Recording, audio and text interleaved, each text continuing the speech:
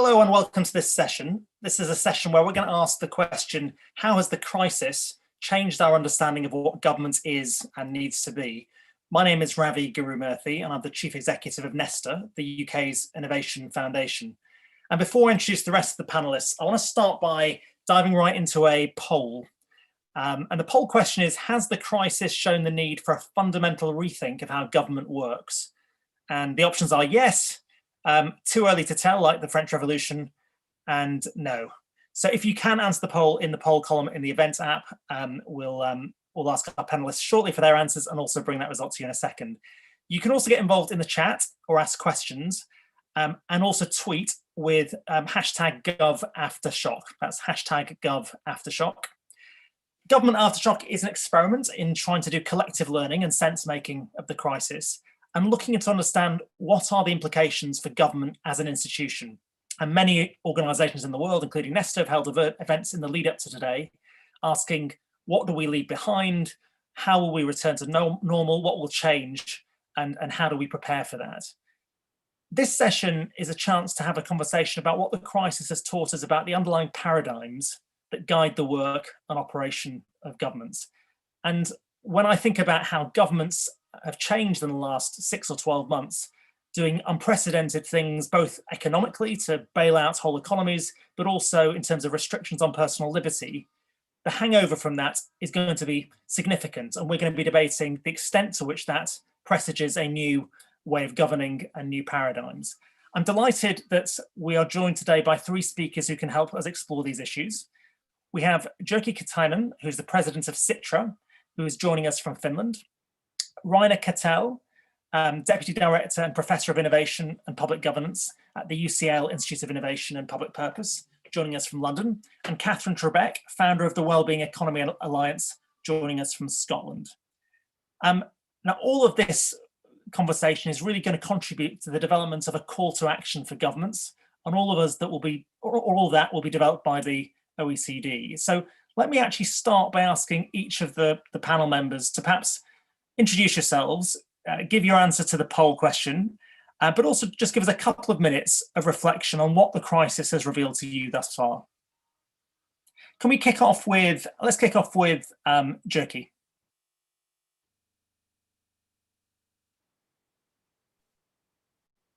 Okay, now I'm not mute anymore. So yeah, thank you very much.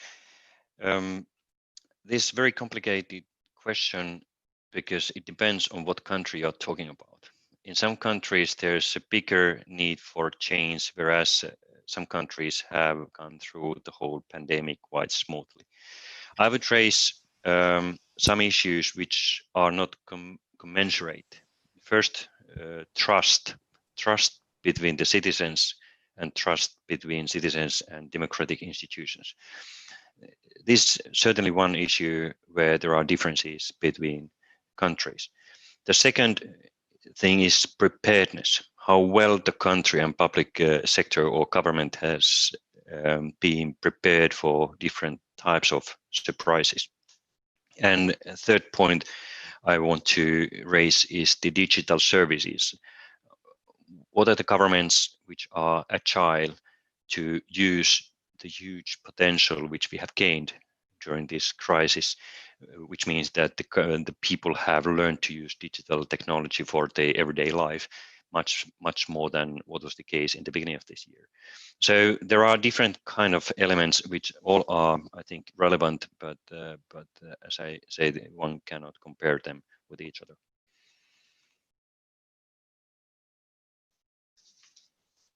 Thank you very much. Rainer, do you want to jump in?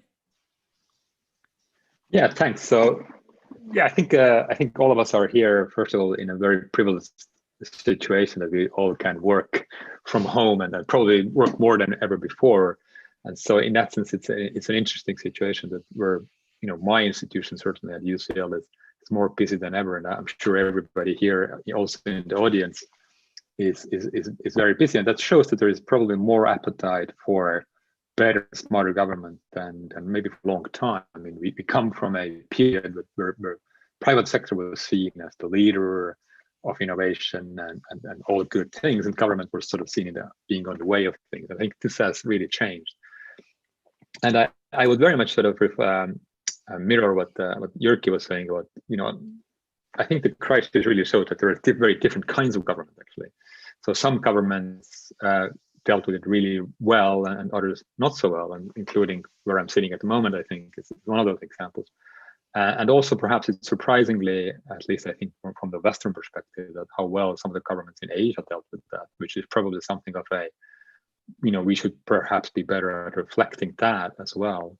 I think one of the bigger issues probably that has come to the fore, I think, is really the shattering of fiscal dogmas, which I think has been one of the great changes of this pandemic.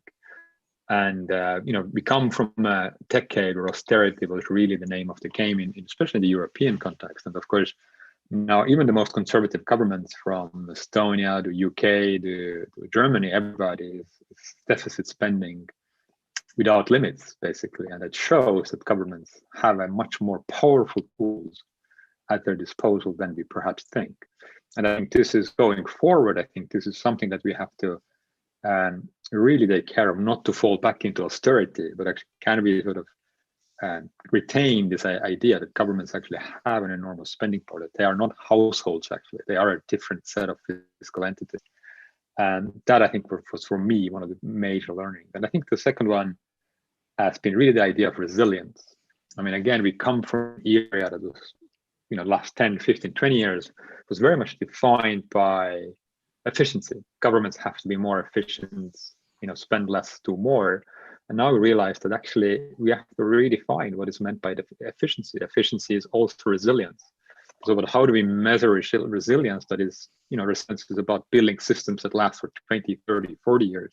So how do you measure that in an annual budget process, annual fiscal processes? So I think this has really changed the big perspective. And the third and the last point here I would make is that the capacity is, again, really at the center of government today. So how do you actually build a government that has capacity to both deal with a crisis, but also, again, think long term, but also engage with the private sector? So, in procurement processes, in other processes, how do we build the capacity? And that's is another really, really important keyword for me. Katherine. Thanks, and thanks so much to the OECD for putting on this session. I think it's a really, really vital topic, though we'd probably have a very different conversation even in a week's time. It feels things are moving so quickly. I guess what I'd add to my colleague's reflections there is, and it builds on Raina's point around the shattering of fiscal orthodoxy.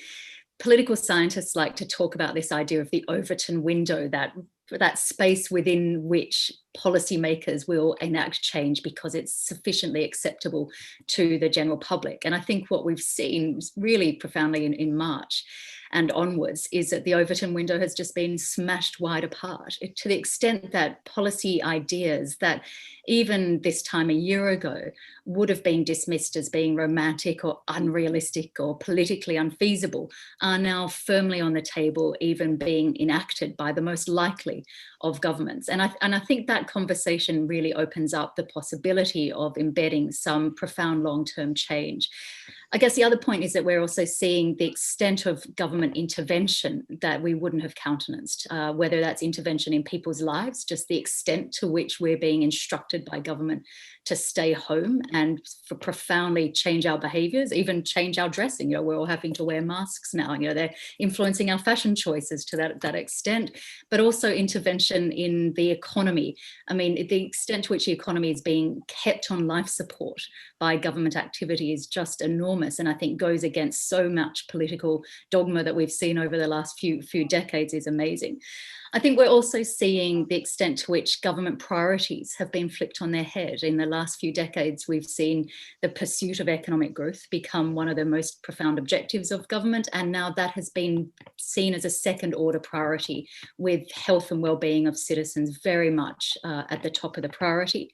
And I guess finally is also the extent to which citizens seem to have a newfound appreciation for the public sector in some instances. We've seen in the first lockdown across Europe Europe and here in the UK, people coming out of their windows and their doorsteps to clap for public sector workers, whether it's really leaning on the public sector to get the test and trace support systems operating. And there's just this new recognition just how much the public sector writ large really matters to our own lives. And I hope that is something, that appreciation of the role and the positive role of the public sector is something that will continue.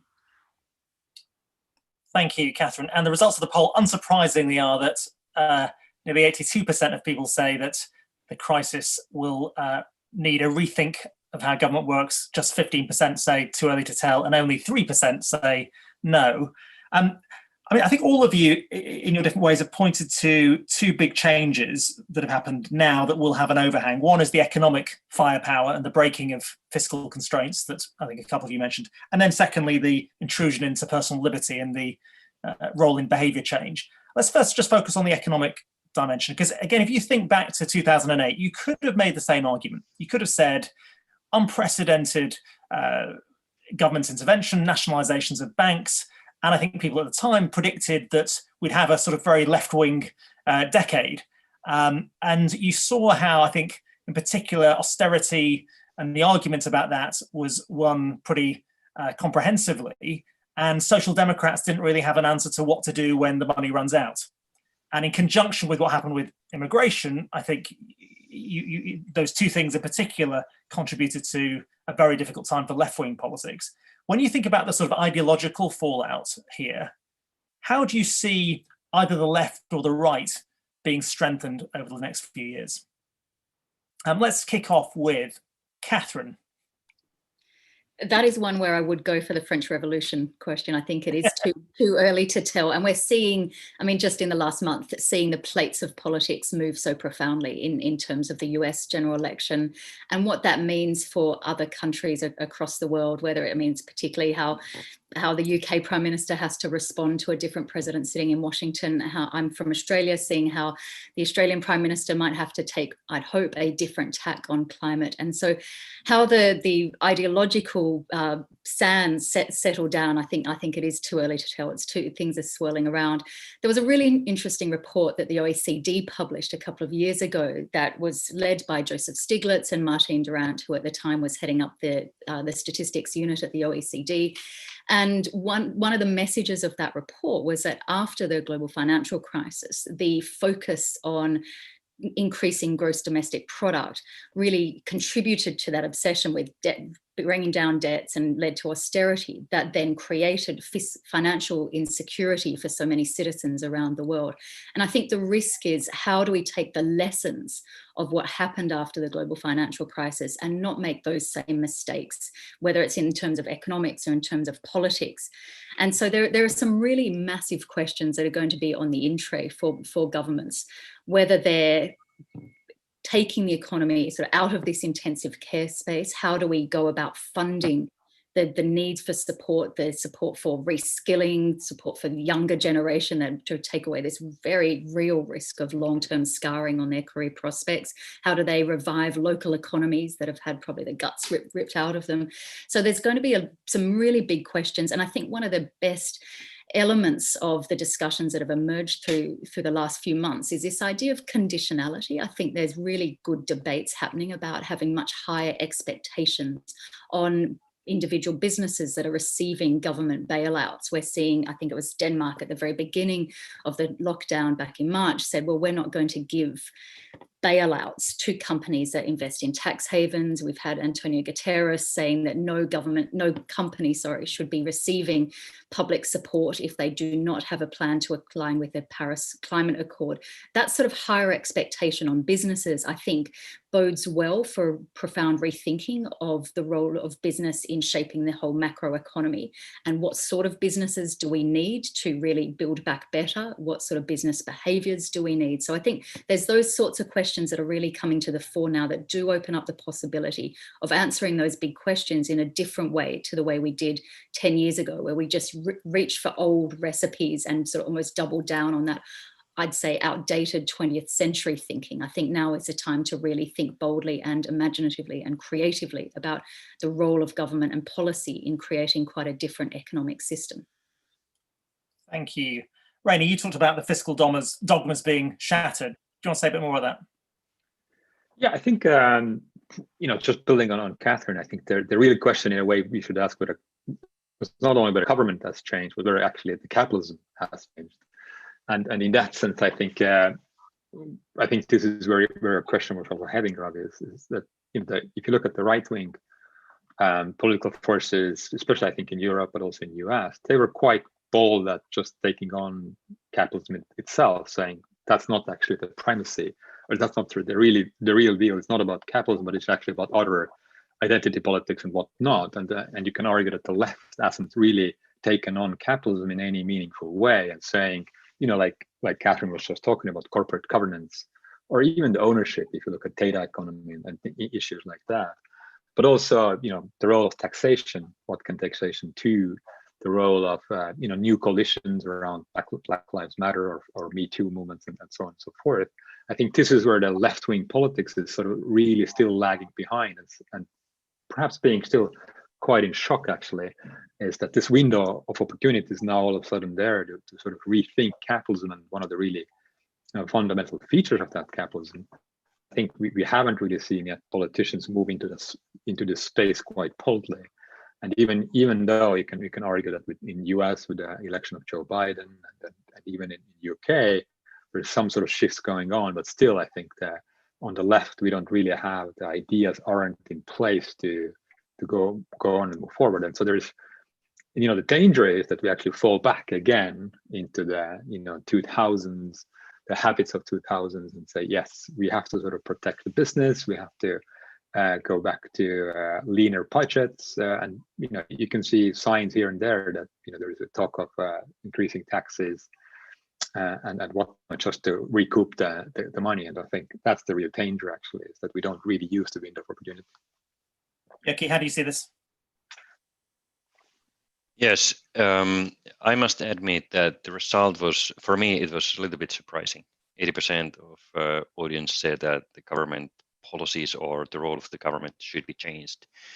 And I would be interested hearing from the audience, what do you mean when you voted like this?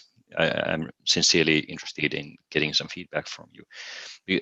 The reason why I say that it's surprising is perhaps because I'm coming from the country where the public sector's role has always been very, very big, like it has been in all the Nordic countries. So I don't expect this to change that much. If it comes bigger, then we are heading to another types of problems. But this may be why it was so surprising. But then coming back to the economy, this current use of public resources for stimulating the economy is supposed to be temporary. So it cannot continue forever, because the basic facts or features of economy or market economy haven't changed. So in private sector, you must get profit, otherwise there is no business. And in public sector, I don't believe that many governments will announce that I will borrow more money, but I won't pay my debt back. So there are still the same parameters, which I think are valid. But where I expect some changes, and there the countries are different, is the fact that in the crisis or immediately after the crisis, whatever the crisis, the societal tectonic plates are unleashed. And then policymakers can push them to one direction or another. And I find this very, very fascinating because, for instance, climate change or need to change the way the industry functions, for instance, boosting circular economy is a huge opportunity now. So once we start building a new economy, or building new economy, it doesn't mean that we have to stimulate the old economy. We can stimulate the new economy, which includes circular economy, or then we concentrate on creating fair rules for data economy, which is obviously another main driver of economic growth in a couple of years. So this post-crisis era is full of opportunities, and this disruption gives us lots of opportunities to push the future to a certain direction, and also the economy to a certain direction to become more sustainable and more resilient.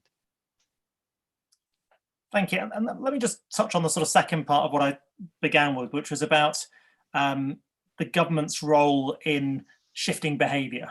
And we've got an incredible involvement in day-to-day private decisions that I'm sure many Conservative governments or Liberal governments are struggling to grapple with.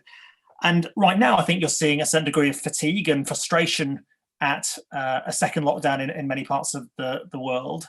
And I just wonder about whether you see the boundary shifting in a longer term on these sorts of questions, particularly around behaviour change, on things like public health or climate change. Will what we're doing now legitimise and shift the Overton window on those sorts of things that require lifestyle or behaviour change? And a sort of linked question is about the trust that is required, I think, to underpin that. I think it's very, very, very hard for governments to sort of get involved and become more intimate with people's lives when there is a lack of trust. Or where there is deep polarization in society, particularly along cultural war lines. And that's, I think, one indication of how different the responses have been in different parts of the world. So I guess there's sort of a couple of questions in there. One is about whether you see this shifting the boundaries of what's possible and desirable on behaviour change, and to what extent will that differ country by country, depending on political polarization and trust. Mammoth question, Katherine. So I'll only try and scratch the surface. I mean, I think it's really fascinating with the role of government in people's behaviour change. I mean, we're being banned from that most natural human instinct of giving each other a hug, reaching out, putting our arm on someone's shoulder when they're distressed, going to visit our elderly relatives when they're on their own and towards the end of their life. I mean, it is extraordinary the extent to which publics across the world have shifted their behaviour because the government have said, you have to do this. There was a lovely poster that I read at the very, very beginning of lockdown, and it said, do not see these quiet streets and these empty train platforms as the end of humanity. What you're actually seeing is the greatest sign of solidarity, people staying indoors because of their care for strangers. I mean, it was written much more poetically than I'm reciting there, but it is it is just amazing how much the extent to which people have taken on board. And of course, there have been exceptions and slippages, but in the large, the extent to which people have taken on board this massive intrusion into our usual ways of going about life. And we can only hope that that does translate to preparedness to shift behaviours in terms of climate. I would say I don't think the climate crisis will be solved by just focusing on individual behaviour change. I think it's much more complex than that, and we need to look upstream to the big systemic challenges of how we produce and the structures of the economy and what we understand of economic growth and the purpose of the economy. So we won't fix climate just by individual behaviour change.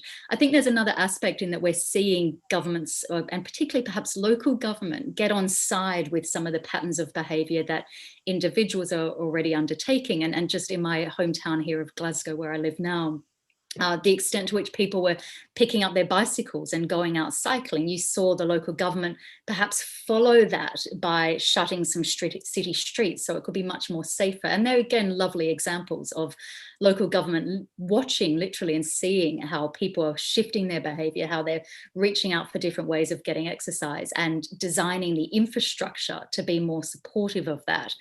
The question of trust, I think that's one that it's too fluid to tell, and I think it probably depends how long the lockdowns go on for, and perhaps how viable these vaccines that we've been hearing, these announcements come thick and fast. I mean, there was a new announcement from Pfizer just an hour or two before we joined this call.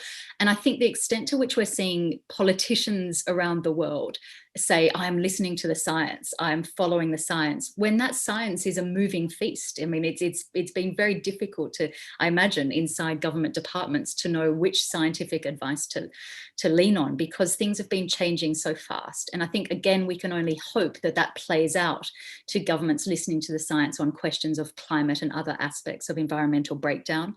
I think the one hope in terms of trust is just how citizens, as I said earlier, have rediscovered the importance of the public sector, but also how they've rediscovered the importance of each other and their neighbours. And often during lockdown, it has been that non-marketized aspect of the economy, just general neighbours reaching out, supporting each other, taking food parcels to strangers, for example, who are in isolation and can't go out. Just that general support for people, not based on their economic worth, not to increase GDP, because that really, those sorts of actions are what makes us innately human. And I can hope, I'm daring to hope, because if we don't hope, this all gets very overwhelming, that newfound level and appreciation of just the importance of community ties will bode well in terms of sense of efficacy, sense of control, and all those areas play into government conversations because they affect our democracy. Jyrki. Well, generally speaking, the trust is something like oxygen. It's difficult to increase, but not impossible. And you only recognize when it's running out. So it would be very interesting to see some academic research on how well individual country has managed to cope with the crisis and how strong countries are coming out of the crisis, and link it to well-functioning public sector. And by saying this, I mean how well public sector or officials functions, how transparent the administration is, and how trustworthy the administration is in ordinary citizens' mind. But also, on the other hand, also what kind of services the public sector has provided during the crisis. So I believe that we are already now in a new normal where some sort of disruptions are coming one after another. So we don't know what's the next crisis is, how global or how local it is, but due to the many factors, we are in more uncertain world nowadays. So then transparency and trust towards the societal institutions is becoming even bigger thing than what it has been in the past. There, transparency plays a role. Then one additional challenge for governments is that they should identify what kind of international cooperation is needed. And now I'm not only talk about multilateral negotiations. That's also very important. Hopefully, the U.S. presidential elections result will help this. But for instance, if looking from the European perspective, what else EU should do than what it's doing currently? Do we need better preparedness policy, etc.? Or what are the other international fora where cooperation is needed in order to be better prepared and have more effective response to whatever the next crisis will be? I could imagine that some sort of cyber crisis will emerge, either triggered by some governmental actor or just because of technical problems. So we have to use our foresight machinery for identifying the potential risks. And Jyrki, in terms of those institutional gaps at the global level, is cybersecurity your sort of particular area that you think is missing in terms of existing institutional fora, or are there other big areas that you point to? Cyber for sure is one of those. But then coming to more local level, to European level, I think the EU should have better preparedness policy on healthcare. Mm-hmm. So we are coming a little bit late now, but the one lesson learned from this crisis could be like this. Yeah. Rainer. Yeah, I think in many ways, COVID is it's like a dress rehearsal for the long climate emergency that is now coming. So, if you think about that, I think the world needs to diminish the carbon emissions by 7% annually to reach Paris climate targets. And even with COVID this year, we won't have 7% reduction. So you can imagine what kind of disruption to our lives we need to actually make in order to meet those targets.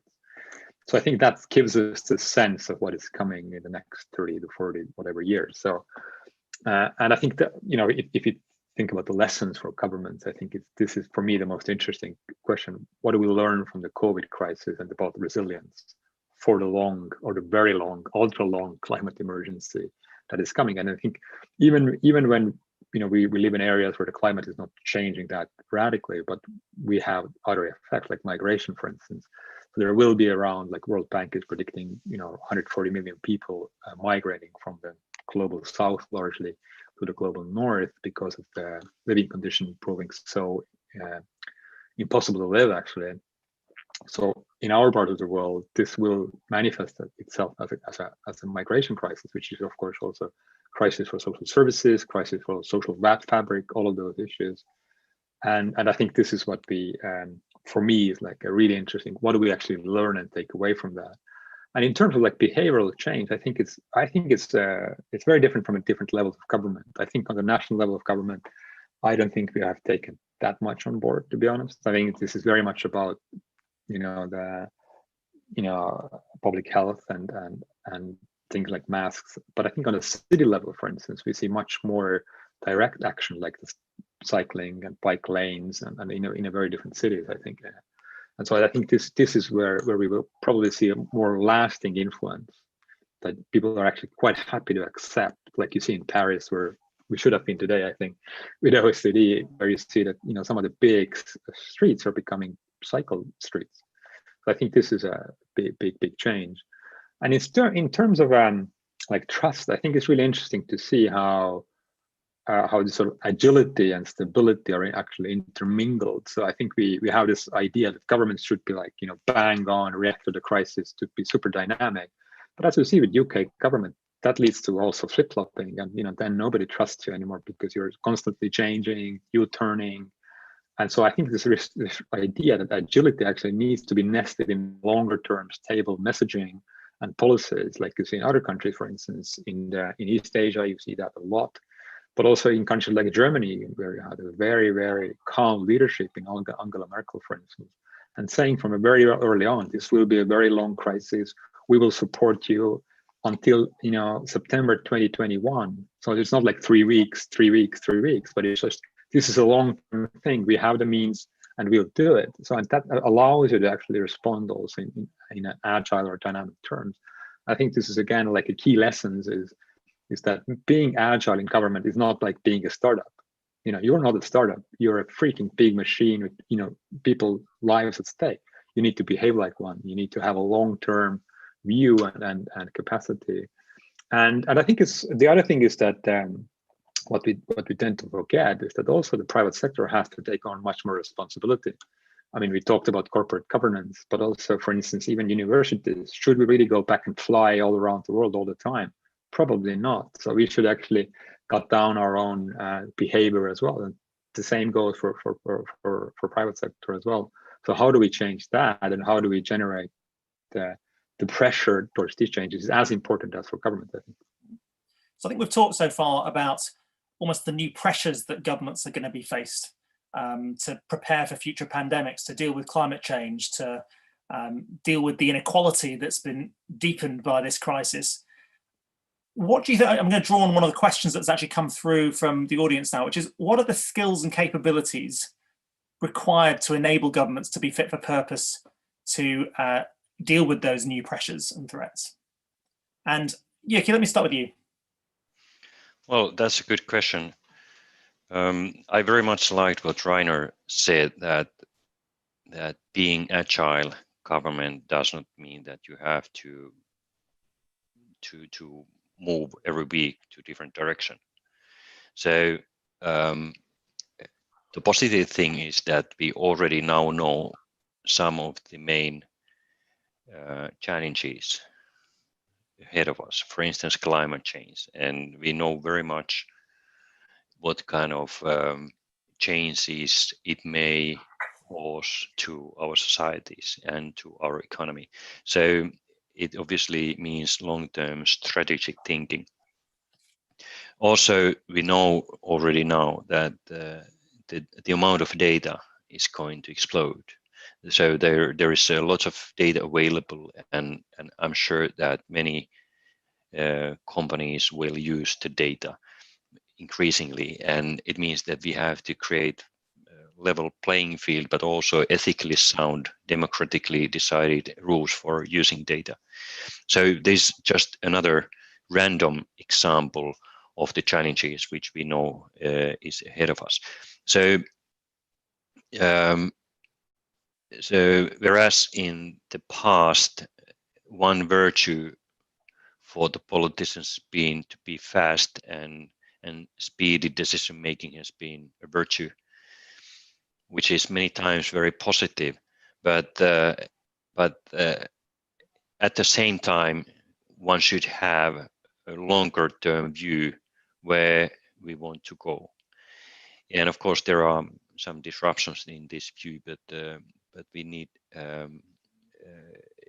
we need longer term vision what to do. So once we are in the middle of uncertainty, and this will continue and it will be part of our everyday life, the more important it is to sense and try to understand weak signals and mega trends which are driving forces for our societies and economy, and try to prepare as well as possible. I will finish by saying that I always appreciate the politicians who says that I don't know. So, for instance, this COVID crisis was a typical example that nobody knew everything what we know now in the beginning of the year. And saying that something like, it sounds that this will last quite some time, but I don't know, it's also a factor which raises trust. Yeah, it's been very striking how many politicians have felt the pressure to be certain and strong, and that's what they define as leadership, whereas actually there have been some really good models of people acknowledging uncertainty, being transparent about decision making. Katherine. I think it's a really, really good question that I think probably deserves a webinar all on its own merit.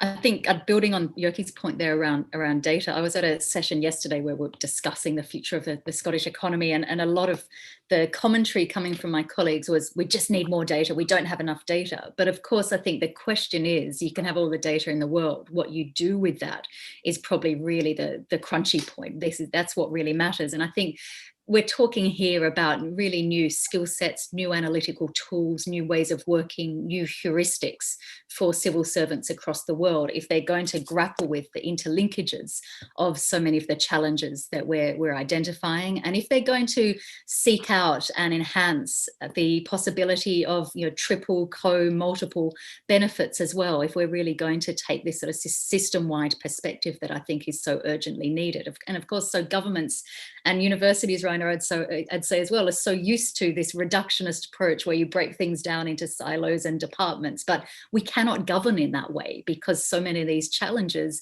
feed off each other and are shaped by each other. And that's quite a different way of training. It's quite a different perspective. And it's also this cross-departmental working as well is something that we need to find ways to support and encourage civil servants to embark upon. How can we encourage government departments to perhaps pool their budgets and share savings? So for example, if the education department does their job well, that may very well show up as a benefit in the police department's budget. How can we incentivize that? And there are ways where governments are grappling with that, but I think it's all too few and far between at the moment.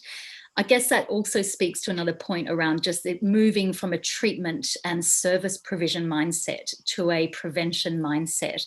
There are so many avoidable demands on governments around the world these days that if we had an economic system that was generating more equality, more sustainability from the word go, we could avoid government having to step in after the fact and treat and heal and fix and clean up. I mean, you only have to look at, places like the UK, huge amounts of the welfare budget is spent on top up wages or housing benefit.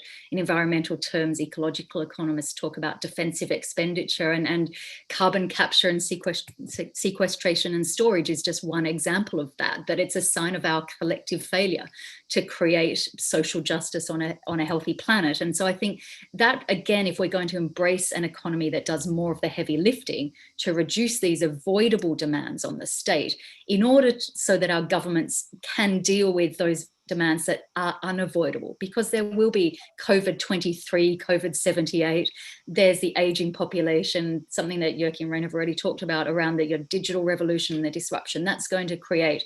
Those things, we need to have capacity in government to deal with those. So if we can reduce the hindrance, that if we're just smarter about how we design the economy, we could reduce some of those demands. That, of course, links to our measures of progress, but I'll stop there in the hope that we can come back to a question on our measures of success later on, Ravi.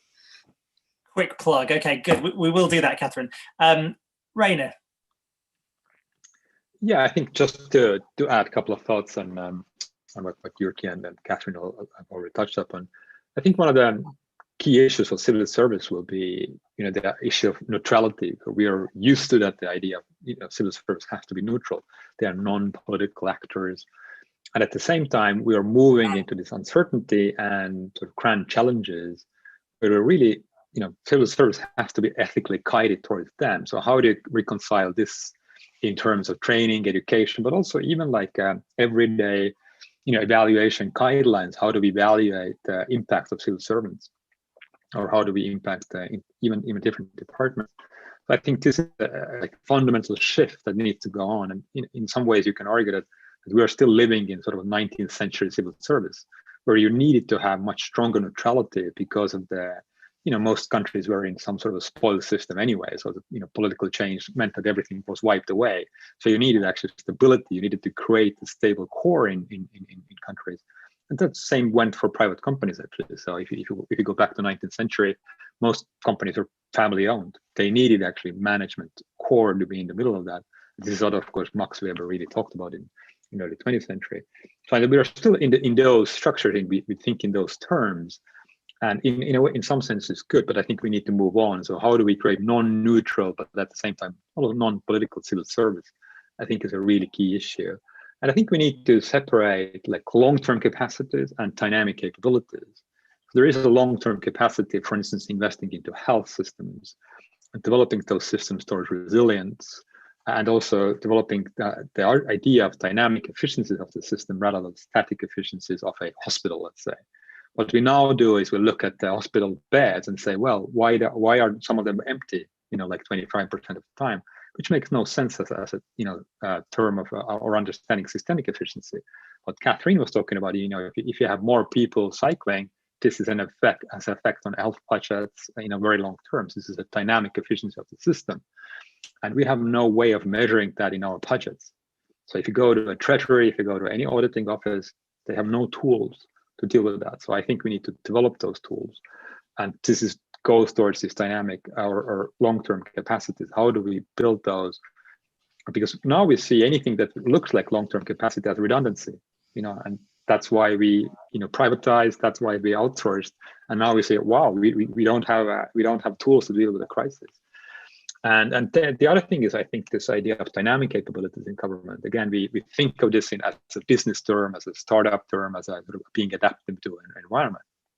But governments also need to do that, but I think in a very different way. And I think this is about being able to work with private sector partners, to be able to work with and shape markets. Like, if you look at some of the most successful governments, what they do, for instance, in IT procurement is to break those big procurement contracts down into small contracts and worked with thousands of companies, startup companies, and to be actually the cutting edge of software development and solutions, and using open solutions as well, rather than working with big incumbents and having these large multi-billion deals that are always failures because they're outdated once they go online.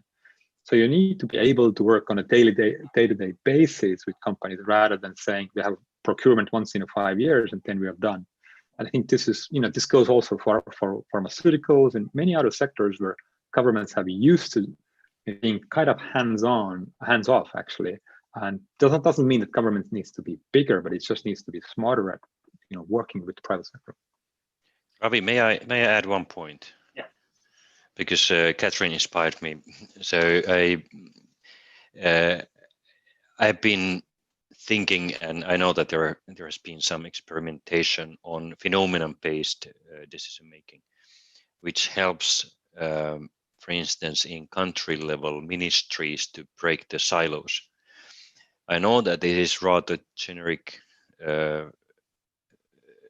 term, but I have also some of my own experiences from the European Commission, where President Juncker created a new structure where vice presidents were cooperating or coordinating the work of other portfolio commissioners. And it was a basis for creating a new policy area, which was circular economy. Before Juncker Commission, circular economy belonged to DG Environment. Nothing against the work they had done, but because of breaking the silos, if you like, circular economy became part of the industrial strategy. It became part of single market policy as much as it was the way to improve the state of the nature or changing economy to become more sustainable. So I think it's normal type to organize bureaucracy to create silos, and I'm not accusing anybody here. Everybody does their best in their own silos, but the current biggest challenges are not put in. One cannot put them to one silo. So there are, as I said, there are some pilots and some experiences where silos have quite successfully been broken, and I believe that this is the future of public sector more largely. I think many of the challenges and weaknesses we've seen in the COVID response, they're not revealing new problems, but they're just shining a light on things we've known for years, but it might actually force us to do something about it. So procurement challenges, difficulty handling data, organizational turf wars, all of these things I think have long been talked about, but this actually might provide the impetus. Can we sort of maybe ground the discussion in one area, which I think in some ways combines all of these things that we've talked about, which is tackling climate change? Because if you think about the shift towards net zero, it's a fundamental interdepartmental issue. It requires breaking down of those boundaries. It requires public and private sector and civil society to be mobilized. It requires challenges on the sort of fiscal front and also on behavior change. When it comes to actually government and how government needs to work differently to tackle that, what are your views on government reforms that are needed to match the sort of next phase of the low carbon transition? Jyrki, can I go back to you on that? Yeah, I could start by being very concrete. Government procurement, public procurement is one of the tools. So in many countries, it plays a significant role in investment, but also the amount of money which is used for public procurement is enormous. So this is one concrete example. And I know that in many countries, it has been well used for reducing emissions. But second, and this is very closely linked to my second point, is to use the regulatory power for creating new, more sustainable market. So we can achieve climate targets only if private sector finance it, and we cannot tax private sector for financing climate policy only, but we have to create incentives for private sector to change the business models and to start offering climate neutral solutions and products. So there are many other examples, but I want to be very short in this and concentrate on regulatory side and public procurement. Katherine. I'll try and be really quick too, because I'm hoping there might be a few more questions from the audience. I mean, really, I think the question around climate change is we need to think about it as a social justice question and literally two sides of the same coin. And I think that metaphor works because at the heart of it is how we design the economy. And the question is, can we go beyond declarations of climate emergencies and nice announcements of 2050 targets to actually the substantive and quite fundamental shifts in how our economies are set up that are necessary if we're going to have a fighting chance at dealing with the climate crisis. One of the rays of hope, I think, is something called the Wellbeing Economy Governments Partnership, which is led by Scotland with New Zealand, Iceland and Wales. We hope, Jyrki, that Finland will be joining. We know that they've been part of the conversations in an unofficial sense in the last few months.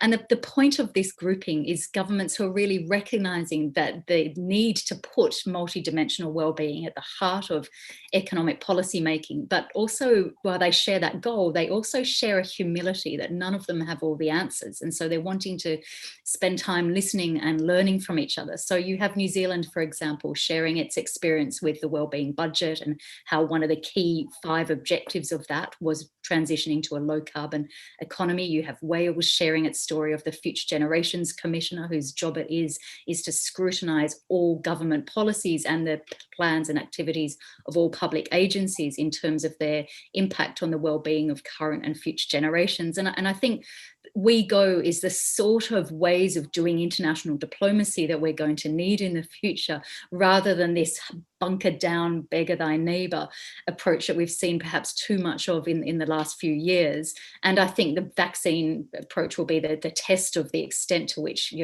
global countries are up for that test. But WeGo really is, while it's relatively small still, I think it really is the future of how governance needs to be done and the way countries need to relate to each other. Rainer? Yeah, I think what is interesting, you see that a lot of governments are trying to find a way to define those cross-departmental goals, or you call them missions or whatever you want to call them.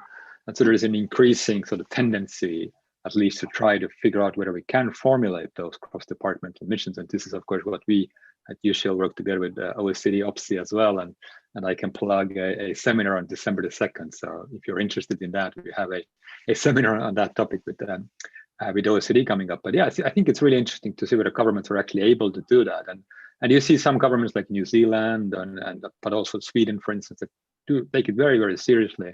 And I can highly recommend the work that's done by a Swedish innovation agency, Vinnova, where they try to look at food, for instance. How can we define missions in food in a way that actually changes the entire food value chain? Because as we know, food, the way we eat, is the greatest creator of carbon emissions, especially in the Western economy. So I think this will be one of the interesting there to watch whether governments are able to do that. I think the other area that is really interesting is finance. I think we sort of think that finance has to be neutral. We don't meddle with finance. So but that of course ends up with, if you look at, for instance, European Central Bank, the way they have done quantitative easing over the last 10 years since the financial crisis, is really they have funded carbon lock-in. They haven't shifted at all the economy. That they used hundreds of billions of euros that they could have actually funded green transition, but they didn't. And so now you see over the last month, I think Christine Lagarde saying that European Central Bank has to give up climate neutrality. It cannot be climate neutral. And this is a huge lever, like Jyrki was saying. The procurement is similarly enormous lever, and you can, and most countries actually have legal provisions for green procurement, but we are not able to follow up. It's the same: financial regulations, financial instruments, financial assets. I think we need to take this much more seriously. And this partially has to do, again, with educational background. Most central bankers come from similar, economic schools that think that finance has to be neutral. And this mythology has to be really broken down, I think. And I think it's also really that the way we do capitalism today is very much race to the bottom in terms of providing cheap fashion, for instance, which is really harmful for everybody. Those who are producing it, those who are consuming it, all the value chain in it. As you know, like a country like UK, the biggest source of our carbon emissions is actually the fashion industry, because there's so much waste in that, followed by food and others. So I think that this kind of a very much a value extractive system of capitalism and race to the bottom is something that, again, is not just about technology, but it's really about behavioral change, the way we eat, the way we consume. And this needs, again, like a systemic approach, if you will, and systemic changes through taxation, procurement, all those tools that are actually there. We don't need to invent those tools. They're there. We need to have the political will to use them. Let's go to some questions, and let's start with somebody who's heard Catherine's request. And you've already touched on this, Katherine, but can you maybe say more about how we need to change our thinking about impact measurement and how we measure societal progress? Yeah, thank you for the question, whoever it was who picked up on my plug. I mean, I think for the last few decades, or even longer than that, there has been a conversation around going beyond GDP. I mean, the roots of this conversation stretch back to Robert Kennedy's beautiful poetic speech in 1968. A couple of years later, you then had the Limits to Growth report. We've got decades of scholarship from feminist economists and ecological economists really pointing out just how flawed it is to position gross domestic product as the preeminent measure of progress for an economy, let alone a society. And into that field have come a wide range of different measures of progress. I think one of the things actually, Rainer, your colleague Mariana Mazzucato talks about is we need to go beyond looking at just the rate of economic growth and think about the direction. And I'd add to that, we need to really look very hard at the composition of that growth. What is it we need more of and what is it we need less of? And that's about shifting our mindset to being fair weather friends of growth rather than its ever faithful followers. You see so often a lot of good policies set up as being positive for growth. So you have international agencies saying they want to deal with gender inequality or reduce poverty because having gender inequality or having poverty is bad for growth. I mean, it's almost setting up this business case argument for dealing with some fundamental inequalities in society. We need to turn it on the other way around and think about what sort of growth do we need for these higher order goals in terms of social justice and sustainability. And so I'm really heartened by the plethora of different measures that are coming out there. And the OECD, of course, has been at the forefront of those conversations for a long time through its statistics unit, its work on the Better Life Index. And I think in a way now the job of our colleagues in statistics departments have been done. And it's now up to policy entrepreneurs to find ways to put these measures up the ladder in terms of political accountability and inculcate them in terms of how we do budgeting, something we were talking about earlier. How do we celebrate these measures in terms of cross-departmental working? So it's now that the next stage of this journey is one of policy entrepreneurship. Great, thank you. I'm going to try and get through quite a few questions. I'm going to put them to each individual panel member. If you want to give me a wave if you want to jump in. Jyrki, I want to ask you about innovation, because one of the questions here is how do we mainstream innovation and culture change in government? Because the innovators always seem to be marginalized outliers. And as the head of an innovation agency, rather like I am at Nesta, interested in your perspective on this one. That's a good question. There are cultural differences between the countries and political cultures. I understand well that the human capital is not always as high in political ranking as, for instance, physical capital or physical infrastructure is when deciding where the public money is going to transfer. And this is sometimes quite difficult to change. So I have sometimes tried to encourage politicians to think that if you invest in human capital, for instance, to basic education or to universities, you are not only using money for children, but also for their parents and grandparents, because they see that things are evolving and it creates hope. So it can be politically, even in short term, quite rewarding to use more public resources for human capital. But then the innovation is a slightly different thing than this, of course, closely linked. There's supposed to be enough evidence that innovation policies where public and private sector cooperates, it creates quite fast economic growth. And so in that sense, it's supposed to be also politically rewarding. So I had tried to answer this question several times, and I'm quite bad answering this because I believe that it's very much cultural thinking. If you don't believe in innovations, if you don't believe in human capital, the power of human capital, then it's very difficult to create innovation-friendly system. But maybe some concrete ideas is that in public policy making, one could use, and it's been used, the method where you let innovators to solve the problem without saying how the problem should be solved. If you say that that we need X amount of something, or we have to reduce emissions by X amount, and then you incentivize this result, then you can get new innovations. So for the policymakers, it's always fascinating to decide everything by themselves, but technology neutrality, for instance, or just setting the target and creating incentives for achieving the target, it's sometimes more rewarding than over-regulating everything. Yeah, Nesta, we do a lot of challenge prize funding, which are all mission-driven outcomes. Exactly. I think the other thing that's is really key to mainstreaming innovation approaches is a focus on experimentation. And by that, Exactly. I mean everything from prototypes and quite rapid feedback to actually rigorous experiments and randomized controlled trials. That experimental mindset, I think, is something that every government and every government department can really embrace.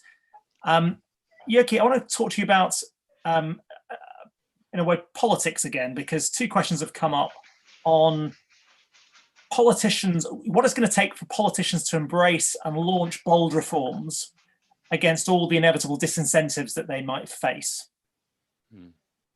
There always need to be a credible narrative behind, saying that we know the challenge and it's quite large and it will take time to solve the challenge, but I believe that this road is right. So putting individual reforms to the bigger context, it's the only way to get some acceptance for this. And also, if you can differentiate the tools from the ultimate goal, it's also very important. For instance,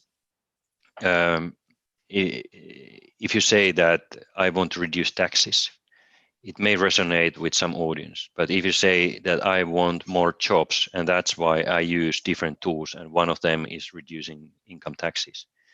So it's much credible story.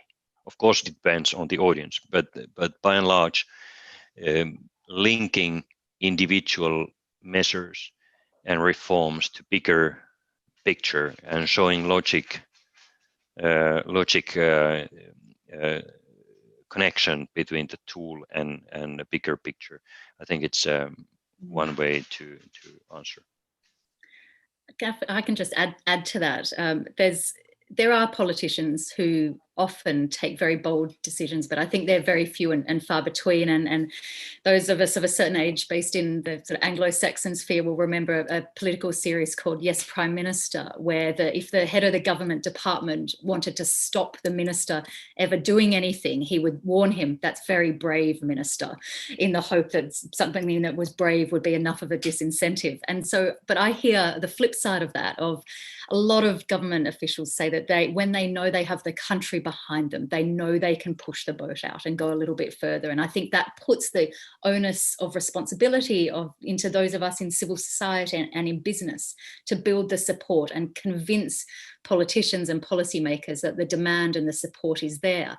And I think in the last few months, we've seen a lot of statistics and opinion polling survey and the outcomes of citizens' assemblies that together really mount a very compelling evidence base that the public is up for the sort of changes that we need to tackle the climate crisis, tackle the inequality crisis, up for more progressive taxation, for example. And I think we just need to hope that the politicians' advisors are feeding that evidence into decision-making purview so that they take the necessary decisions. I guess the other scenario is when you have the confluence of a credible science base, political agreement, and a sufficient alternative. And in the face of dire catastrophic environmental breakdown, there are some causes of hope. And the one I often lean back on is, of course, the work on the ozone depleting substances and the Montreal Protocol that was agreed over 20 years ago now. And what happened there is you had all the scientists saying we need to act on that. There was an alternative for refrigeration and etc. And you had political agreement. And we got the sort of decision-making globally that has brought down ozone depleting substances, and we're even seeing the ozone hole shrink. So there are really good examples when there's the right mood, the right alignment of the stars, the right atmosphere, that politicians can be encouraged to take bold decisions. But I think the onus is not just on them as individuals, it's those of us who have a role in mounting the narrative, as Jyrki says, but also just the general public in telling their politicians that these are the sort of steps that they need. I'm going to turn to each panelist in a second to ask them about what they're personally going to do differently and take away. But before I do that, I'm going to end with one sort of suitably Olympian question for Raina, which has come through in the chat, which is, how resilient are our core values of democratic, rules-based and open societies in a world governed by a succession of complex shocks? And I think the interesting point here is that, you could argue that we've faced multiple shocks, from the financial crisis, immigration, Brexit, the 2015 crisis. Are we in a kind of are we in a permanent emergency? That's something that Charlie Leadbeater and I wrote something about as one of the scenarios for the future, and that we need to be resilient, to come back to what you said earlier, to a world of protracted crises or multiple crises. I think, first of all, we have to realize, why do we have democracies? I mean, in many ways, we have democracies not to do things. They're actually meant to stop things from happening. This is partially the idea of democracies, to prevent bad things from happening, and to actually have this sort of power balance, almost a constant struggle for power, and this sort of canceling out each other, different factions in a society, I think. And that's partially what makes democracies so different and difficult, of course, because they are much more difficult to govern, and that's what also the position of civil servants in democracy is all the more important, because civil servants are this, they need to reflect, both sides of the coin, if you will, both sides of the society, and so that makes it more difficult, I think. But I think we have almost forgotten that democracies are as much for doing something as much for preventing bad stuff from happening. And I think especially with the European Union, we very often forget that the European Union was created to prevent wars from happening. I mean, European countries used to be really good at making war with each other. And I think we should also realize that it's a good thing that we don't go to war with each other anymore. And something that we have to sort of relearn, if you will.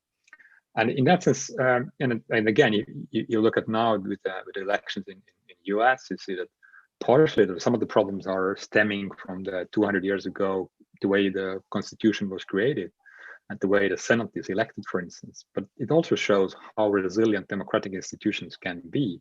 Sometimes they create not so nice results and create a polarized societies, but they're incredibly resilient. And that is also why perhaps sometimes institutional reforms aren't such a good idea. And so at the same time, of course, there is something said about the rising power of some of the Asian countries that are in a very different tradition, both culturally but also politically. And so how do you deal with that? And I think, again, it's much more actually having a different kind of state.